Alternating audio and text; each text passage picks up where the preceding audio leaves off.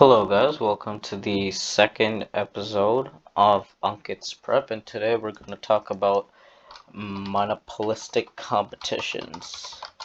Monopolistic competitions.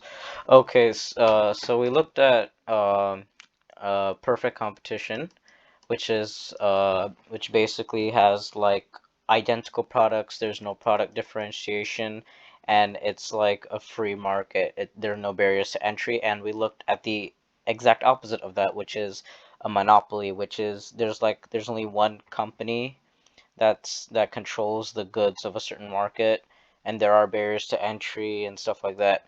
And monopolistic competition is basically like it's like a perfect competition. Like there are many companies like in a market that produce goods. The goods that they produce are similar but not identical, right? So what do I mean by this? So like an example of that are like clothing brands, right? So so companies, okay, so brand names that advertise I mean that produce clothing are like Vans, Supreme, Champion, Hollister, Patagonia, stuff like that, right? They're basically the same thing. They like just sell shirts and like sweaters, but the brand names are different. So like they try to differentiate themselves. That's the brand name. And what else? And like maybe like some of the products are slightly different. Maybe there's like more uh it's like heated. Some of them are heated. Some of them have hoodies, stuff like that, right? And yeah, basically the key concept of monopolistic competitions are that uh, there are no barriers to entry, but the products are similar but not identical, right? Another example would be burgers. McDonald's makes like the Big Mac, um, and Burger King makes the Whopper, which they're similar but they're not the same thing. But they try to compete against one another. Well, they're like McDonald's is like eat the Big Mac. Burger King is like eat our Whopper. This is why it's good. So like there's competition, but not for the same exact thing, right? Okay, so let me draw a graph for that. So basically the graph for this stuff for the for this market, it's the same thing as the monopoly graph. So I have the MC, which also like acts as a supply curve, right? So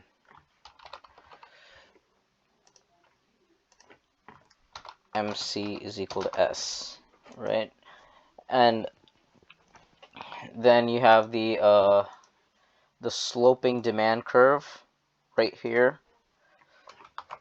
Then you have the okay, wait, let me label the demand curve right here.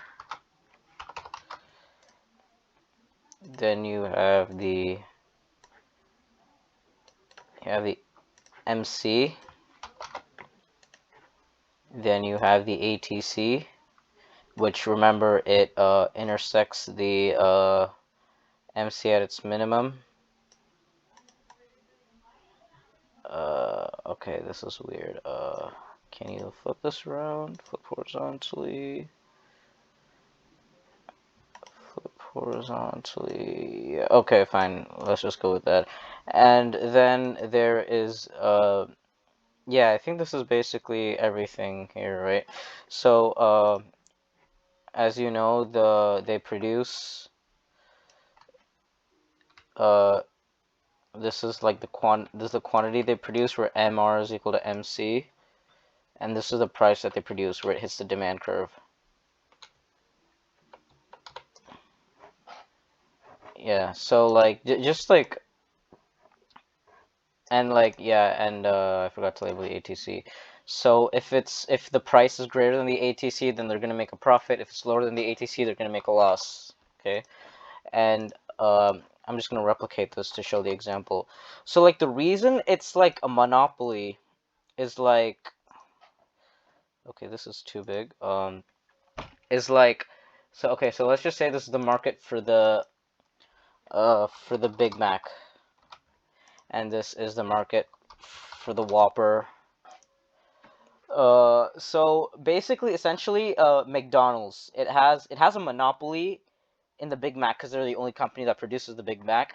And Burger King has a monopoly in the Whopper, which because they're the only company that makes it, but they don't have a monopoly in the market for burgers because like there are other burgers. They just have a monopoly in this brand name. So basically, yeah, essentially they're like little mini kind of graphs. Uh, that yeah, whatever. Um, so this is what it's gonna look like, and okay, so one of this, so in the okay, this is like a short run, right? In the short run, there's like profits and losses, just like in a perfect competition. Also like a perfect competition in the long run, there are no profits in the long run, just like in a perfect competition. I'll tell you why in a second. Okay, so you have your thing right here. I'm just gonna draw the MC. Okay, I'm not gonna label them. You already should know by now. Then you got the MC right here.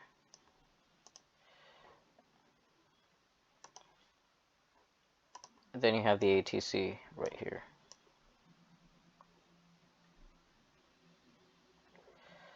Okay. So basically, the reason why they don't have any profits in the long run, right? So like the key part of this is the demand curve. Okay, so like the demand curve. So like let's just say initially it's gonna be right here, right? The demand curve is gonna be all the way right there. And like people this is like let's just suppose this is the graph for the Big Mac, right?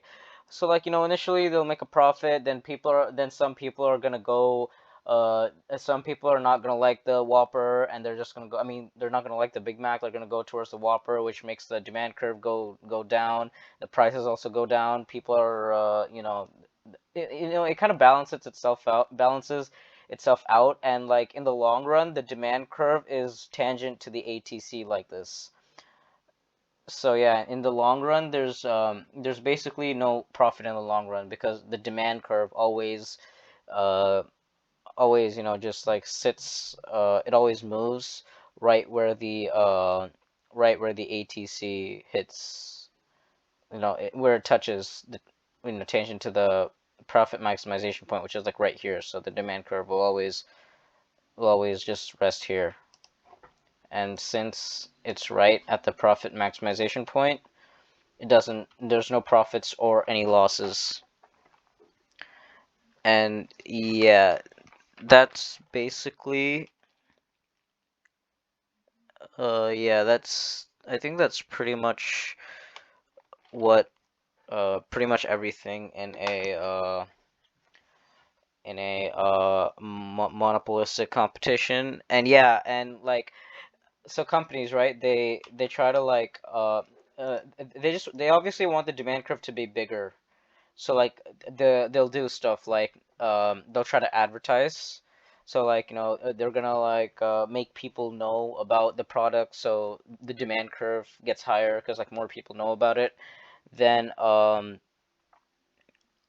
they might differentiate their products, saying like, oh, the Big Mac isn't just any burger, it's like so what and so what, so like they're gonna like try to differentiate to attract more customers, basically. Okay, thank you for watching.